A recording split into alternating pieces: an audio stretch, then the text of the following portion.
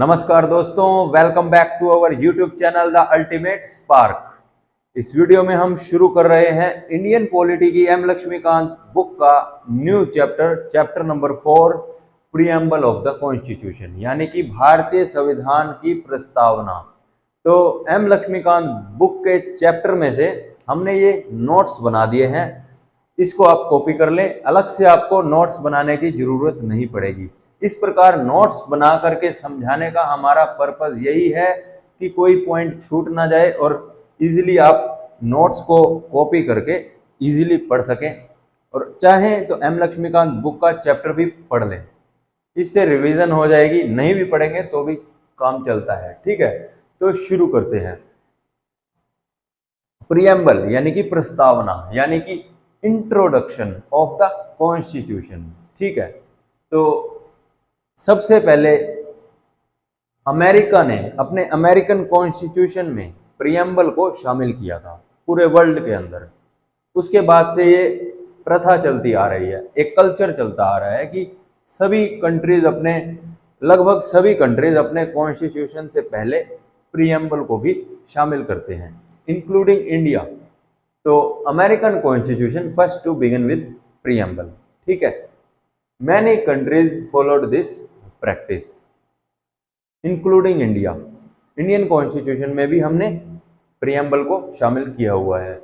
तो प्रीएम्बल को और किन किन नामों से जाना जाता है, या प्रीएम्बल का क्या मीनिंग होता है? एक तो हिंदी में बोलेंगे प्रस्तावना, ठीक है, और क्या बोलेंगे? Introduction of the constitution, preface of the constitution, summary of the constitution, essence of the constitution. Basically हमारे कॉन्स्टिट्यूशन में क्या है, उसकी क्या विचारधारा है, उसके बारे में एक छोटी सी एक समरी वे में प्रीएम्बल के अंदर बताया होता है, ठीक है।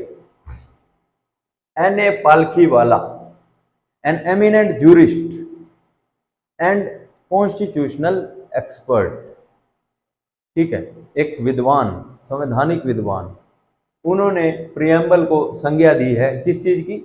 आइडेंटिटी कार्ड की, identity card of the constitution.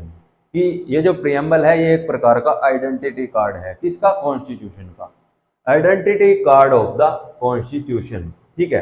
तो प्रीएम्बल को हमने जब इंडियन कॉन्स्टिट्यूशन में इंक्लूड किया था तो कहाँ से किया था, कैसे किया था, उसके बारे में जानते हैं।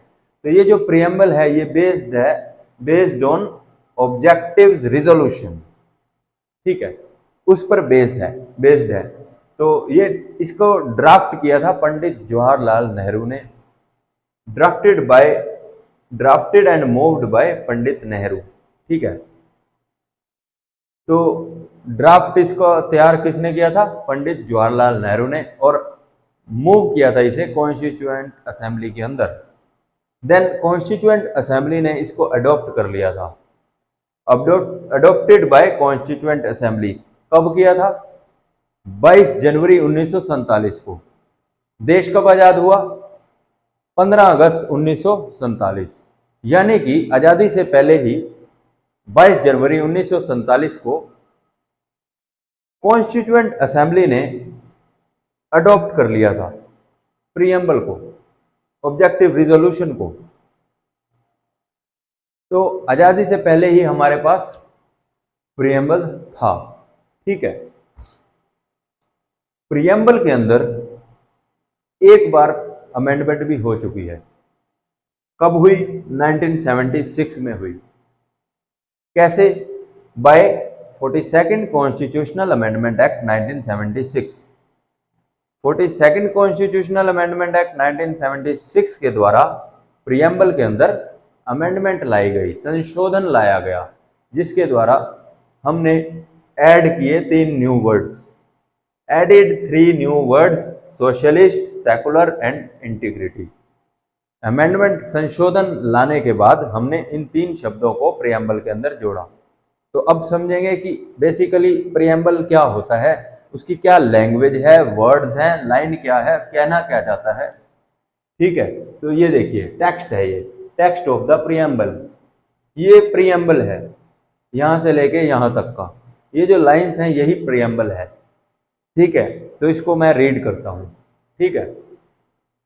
तो ये जो वर्ड हैं सोशलिस्ट, सेकुलर एंड इंटीग्रिटी, ये जो न्यू वर्ड्स हमने इंक्लूड किए प्रियम्बल के अंदर, उसको मैंने अलग से आइडेंटिफाई किया हुआ है रेड कलर के मार्कर के साथ, सोशलिस्ट, सेकुलर एंड इंटीग्रिटी। तो यहाँ पर ये बेसिकली ऐड किए गए प्रियम्बल के अंदर।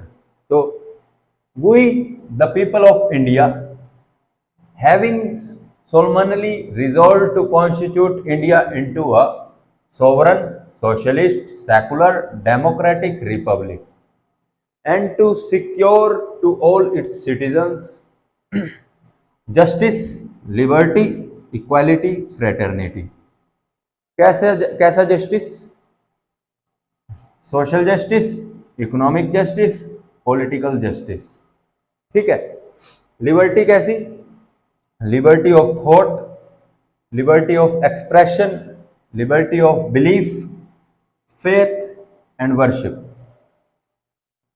Equality, equality of status, equality of opportunity and to promote among them all equality. ठीक है। Fraternity, fraternity assuring the dignity of the individual and the unity and integrity of the nation. In our constitution, in our constituent assembly, this 26th day of November 1949, do hereby adopt, enact and give to ourselves this constitution। तो इसके अंदर जो ये शब्द दिए गए हैं, sovereign, socialist, secular, democratic, Republic, justice, liberty, equality, fraternity, जिसको मैंने ब्लू मार्कर से हाईलाइट किया हुआ है अलग से। तो ये जो वर्ड्स हैं ये काफ़ी इम्पोर्टेंट टर्म्स हैं। तो अगर अभी ये समझ नहीं भी आ रही तो इसको हम आगे इस चैप्टर में समझने वाले हैं। सारा चैप्टर इन्हीं पर बेस्ड है, इन्हीं टर्म्स को समझाने पर बेस्ड है। ठीक है। सोवरन को, सोशलिस्ट को हम अलग से पूरे डिटेल में समझने वाले हैं। ठीक है। एक ओवरऑल इसको एक बार हिंदी में मैं समझा देता हूं। ठीक है। We the people of India, हम भारत के लोग, नागरिक, having solemnly resolved to constitute India into a sovereign. ठीक है। मतलब हम भारत के लोग भारत को कॉन्स्टिट्यूट करते हैं, उसका गठन करते हैं और उसके कॉन्स्टिट्यूशन का भी गठन करते हैं। और भारत को कैसा बनाते हैं? सोवरन, संप्रभुतावादी, सोशलिस्ट, समाजवादी, सेकुलर, धर्मनिरपेक्ष, डेमोक्रेटिक, एक लोकतांत्रिक भारत, रिपब्लिक, एक गणतांत्रिक भारत। ठीक है। तो हम भारत के लोग भारत का गठन करते हैं, उसके संविधान का गठन करके उसको कैसा बनाते हैं? Sovereign, socialist, secular, democratic, republic. और and to secure to all its citizens justice, liberty, equality, fraternity. मतलब हम भारत के सभी लोगों को, सिटीजन्स को justice, liberty, equality, fraternity, citizens के लिए किस चीज को सिक्योर करते हैं? सिटीजन्स के लिए सिक्योर करते हैं न्याय, स्वतंत्रता, समानता, बंधुत्व, ये सुरक्षित करते हैं सिटीजन्स के लिए। To secure to all its citizens justice, liberty, equality, fraternity. ठीक है। जस्टिस कैसी? न्याय कैसा? सामाजिक न्याय, आर्थिक न्याय, राजनीतिक न्याय। लिबर्टी, स्वतंत्रता कैसी? विचारों की स्वतंत्रता है। वर्शिप, पूजन की स्वतंत्रता, कहीं भी हमारा बिलीफ हो सकता है, कहीं भी हमारी श्रद्धा हो सकती है, तो किसी भी धर्म को अपनाने की स्वतंत्रता, फेथ, कहीं भी हमारा विश्वास जम सकता है, तो ये स्वतंत्रता है। इक्वालिटी, समानता कि सभी बराबर हैं, नागरिक हैं, सभी को बराबर के अधिकार मिले हैं। Equality of status, equality of opportunity, समान अवसर सभी के लिए। ठीक है। And to promote among them all. Fraternity assuring the dignity of the individual and the unity and integrity of the nation. ठीक है। इन आवर कॉन्स्टिट्यूएंट असेंबली, हमारी संविधान सभा के अंदर ही 26 डे ऑफ नवंबर 1949 ये डेट दी गई है। संविधान सभा, अपनी संविधान सभा के अंदर 26 नवंबर 1949 को हम अडॉप्ट करते हैं कॉन्स्टिट्यूशन को, अनेक्ट करते हैं, लागू करते हैं कॉन्स्टिट्यूशन को, and give to our self this constitution, संविधान को अपने ऊपर ही समर्पित करते हैं। ठीक है। 26th day of November 1949 do hereby adopt, enact and give to ourselves this constitution। तो अब हम पढ़ेंगे इंग्रेडिएंट्स ऑफ प्रीएम्बल। प्रीएम्बल के 4 इंग्रेडिएंट्स हैं जो कि इंडियन कॉन्स्टिट्यूशन के बारे में बताते हैं। तो फर्स्ट है source of authority of constitution, कि इंडियन कॉन्स्टिट्यूशन को अथॉरिटी कहाँ से मिलती है, सोर्स क्या है, कौन पावर देता है कॉन्स्टिट्यूशन को। ये देखिए प्रीएम्बल में ऑलरेडी दिए हुए हैं। Source of authority Indian constitution को मिलती है the people of India, Bharat की जनता से सोर्स ऑफ अथॉरिटी मिलती है। ठीक है, ये हो गया फर्स्ट इंग्रेडिएंट। सेकंड है कि नेचर क्या है, nature of Indian state, Indian state का क्या नेचर है। ये देखिए, ये to constitute India into a sovereign socialist secular democratic republic, ये नेचर है इंडिया का कि जो भारत है वो सोवरन है, सोशलिस्ट है, सेकुलर है, डेमोक्रेटिक है, रिपब्लिक है। ठीक है, तो ये नेचर हो गया इंडियन स्टेट का।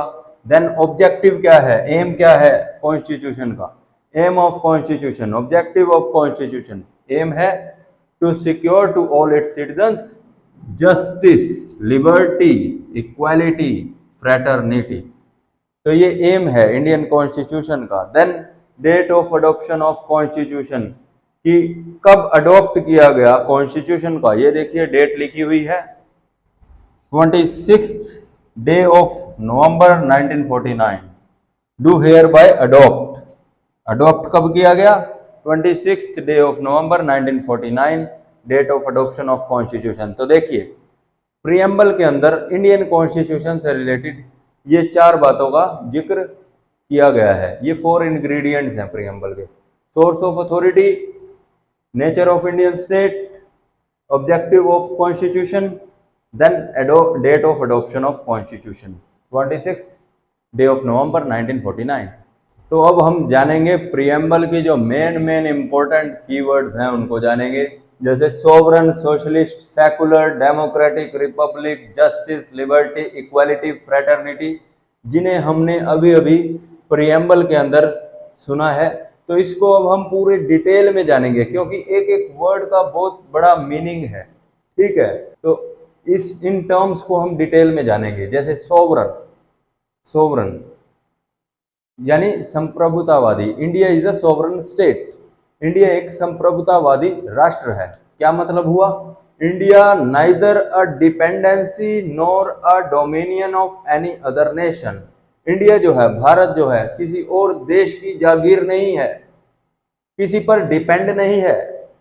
ठीक है, वो स्वतंत्र है, वो इंडिपेंडेंट है, इंडिपेंडेंट नेशन है, अपने फैसले खुद लेता है।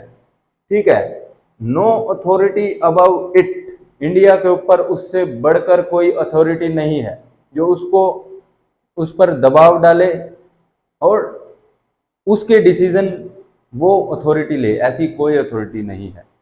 जब देश गुलाम था तब देश पर ब्रिटिश हुकूमत का राज था, डिसीजन ब्रिटेन से लिए जाते थे, लेकिन अब इंडिपेंडेंट है, उसके पास सोवरेनिटी है, तो अब no authority of above it. ठीक है, तो free to take decision internal and external, मतलब इंडिया अपनी खुद की फॉरेन पॉलिसी बना सकता है, external policy and internal also. जैसे पार्लियामेंट के अंदर इस समय वुमेन रिजर्वेशन को लेकर के बिल आया हुआ है, तो ये एक इंटरनल मैटर है इंडिया का, जिस पर इंडिया खुद ही फैसला लेगा, डिसीजन खुद लेगा, वो इंटरनल डिसीजन होगा। ठीक है, तो इंडिया फ्री है डिसीजन लेने में।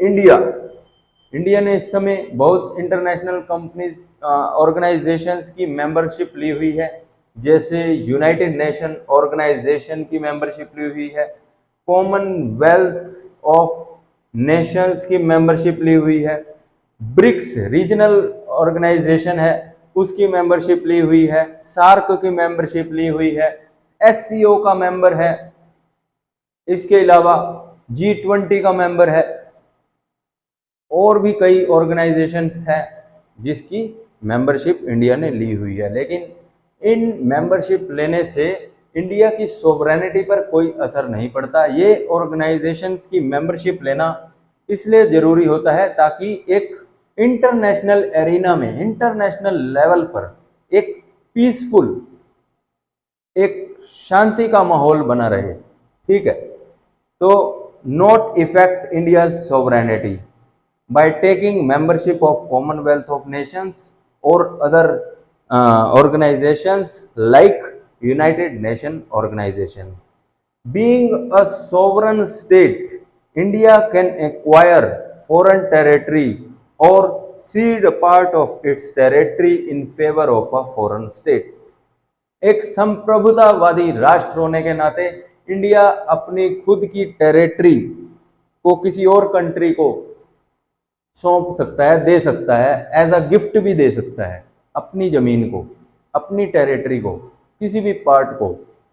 और अगर चाहे तो फॉरेन टेरिटरी के, फॉरेन स्टेट के किसी भी पार्ट को एक्वायर कर सकता है। ठीक है, वॉर के जरिए भी एक्वायर कर सकता है, तो क्योंकि वो सोवरन है। ठीक है, तो ये हुआ सोवरेन टर्म के बारे में हमने जान लिया। तो अब हम जानेंगे सोशलिस्ट टर्म को। सोशलिस्ट यानी समाजवाद। India is a socialist country, यानी कि इंडिया एक समाजवादी राष्ट्र है। तो सोशलिस्ट वर्ड को हमने अपने इंडियन कॉन्स्टिट्यूशन के प्रियम्बल में ऐड किया 1976 में। इससे पहले जब ओरिजिनली प्रियम्बल बनाया गया था या कॉन्स्टिट्यूशन बनाया गया था, तब हमने प्रियम्बल के अंदर सोशलिस्ट वर्ड को इंक्लूड नहीं कर रखा था। ठीक है, इसको इंक्लूड किया गया by amendment, 42nd constitutional amendment act 1976 के द्वारा। तो क्या इससे पहले सोशलिस्ट कंटेंट कॉन्स्टिट्यूशन में नहीं था, या हम किसी भी सोशलिस्ट पॉलिसी को नहीं अपनाते थे? क्या ऐसा था? नहीं।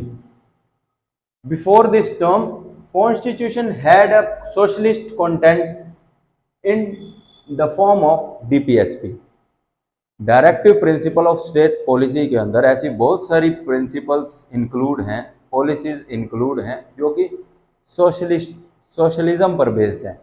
ठीक है, तो कॉन्स्टिट्यूशन में ऑलरेडी सोशलिज्म अवेलेबल था, सोशलिस्ट पॉलिसी अवेलेबल थी, सोशलिस्ट प्रिंसिपल्स, सिद्धांत अवेलेबल थे। लेकिन ये लाइन है, what was hitherto implicit now been made explicit in the constitution. मतलब हिदरटू इम्प्लिसिट जो सोशलिस्ट पॉलिसीज, सिद्धांत, प्रिंसिपल्स कॉन्स्टिट्यूशन के अंदर अंतर्निहित थे, छिपे हुए थे, ढूंढने पड़ते थे, उनको हमने एक्सप्लिसिट बना दिया, एक्सपोज कर दिया, स्पष्ट कर दिया कॉन्स्टिट्यूशन के अंदर, ये टर्म ऐड करने के बाद प्रियम्बल में। ठीक है, what was hitherto implicit now been made explicit in the constitution. जो छुपा हुआ था उसको एक्सपोज कर दिया, स्पष्ट कर दिया कि हम सोशलिस्ट हैं। ठीक है, तो सोशलिज्म 2 टाइप्स का होता है, democratic socialism and communistic socialism. तो डेमोक्रेटिक सोशलिज्म जो है वो एक इंडियन वर्जन है सोशलिज्म का, ये हमारा अपना एक खुद का ब्रांड है सोशलिज्म का, Indian brand of socialism. Communistic socialism ये एक अलग तरह का सोशलिज्म है, स्टेट सोशलिज्म, जिसके अंदर जितनी भी प्रॉपर्टी होती है वो सब गवर्नमेंट की होती है। हर कंपनी का, हर प्रॉपर्टी, सब कुछ, सबका राष्ट्रीयकरण, नेशनलाइजेशन, जितनी भी प्रोडक्शन होती है, चाहे वो मैन्युफैक्चरिंग के थ्रू हो या एग्रीकल्चरल लैंड के थ्रू हो, सब गवर्नमेंट का, सबका nationalisation, abolition of private property, private property बिल्कुल खत्म।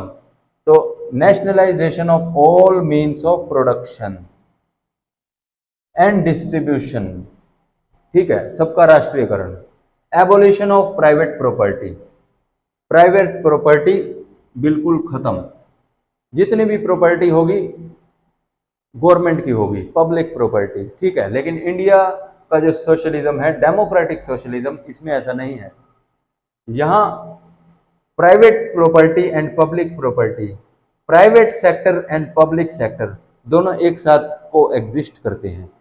यहाँ मिक्स्ड इकोनॉमी का कॉन्सेप्ट है, मिक्स्ड इकोनॉमी का कल्चर है, ठीक है। Hold faith in mixed economy, mixed economy, ठीक है। इंडिया के अंदर मिक्स्ड इकोनॉमी चलती है, डेमोक्रेटिक सोशलिज्म चलता है, ठीक है। तो सुप्रीम कोर्ट ने भी डेमोक्रेटिक सोशलिज्म के बारे में कहा है कि Supreme Court says that democratic socialism aims to end poverty, ignorance, disease and inequality of opportunity.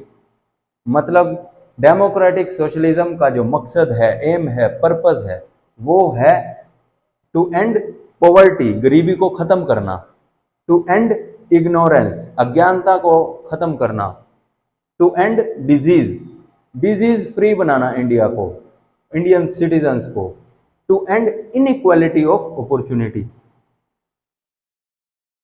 जो असमानता है अपॉर्चुनिटी की उसको खत्म करना और समानता लेकर आना। जॉब के सभी को बराबर के अवसर मिले, रोजगार का अवसर जो है सबको बराबर मिले, और भी जितने भी प्रकार की अपॉर्चुनिटीज हैं वो सबको बराबर मिले। Equality of opportunity, equality word अलग से भी प्रियम्बल के अंदर इंक्लूड किया गया है, ये देखिए, ठीक है। तो जब 1991 में कांग्रेस की नरसिम्हा राव की सरकार आई, जब finance minister doctor Manmohan Singh बनाए गए, उस समय में न्यू इकोनॉमिक पॉलिसी बनाई गई और एलपीजी को बढ़ावा दिया गया। एलपीजी यानी लिबरलाइजेशन, प्राइवेटाइजेशन, ग्लोबलाइजेशन। लिबरलाइजेशन यानी उदारवाद, प्राइवेटाइजेशन यानी निजीकरण, ग्लोबलाइजेशन यानी वैश्वीकरण। मतलब लिबरलाइजेशन कि मार्केट को फ्री किया जाए, आजादी दी जाए, लिबरल बनाया जाए, फ्री इकोनॉमी हो, गवर्नमेंट का दखल कम हो, डिसीजन गवर्नमेंट के द्वारा नहीं बल्कि मार्केट स्वयं डिसीजन ले, डिमांड एंड सप्लाई को देखकर वो अपने प्राइस बढ़ाए और घटाए, तो मार्केट के ऊपर छोड़ा जाए, ठीक है। प्राइवेटाइजेशन, निजीकरण, प्राइवेट कंपनीज को बढ़ावा दिया जाए, सभी काम गवर्नमेंट कंपनीज के द्वारा ना करके प्राइवेट सेक्टर को भी बढ़ावा दिया जाए, जिससे कि गवर्नमेंट का भी बोझ जो है कम किया जाए और अच्छे से काम हो सके प्राइवेट सेक्टर के द्वारा, ठीक है। प्राइवेटाइजेशन को बढ़ावा दो, उनको लोन, फाइनेंशियल फैसिलिटी दे गवर्नमेंट, ठीक है। ग्लोबलाइजेशन, इंपोर्ट एक्सपोर्ट बढ़ाया जाए, जिससे ग्लोबल वर्ल्ड के अंदर इंडिया आगे बढ़े, ठीक है ना।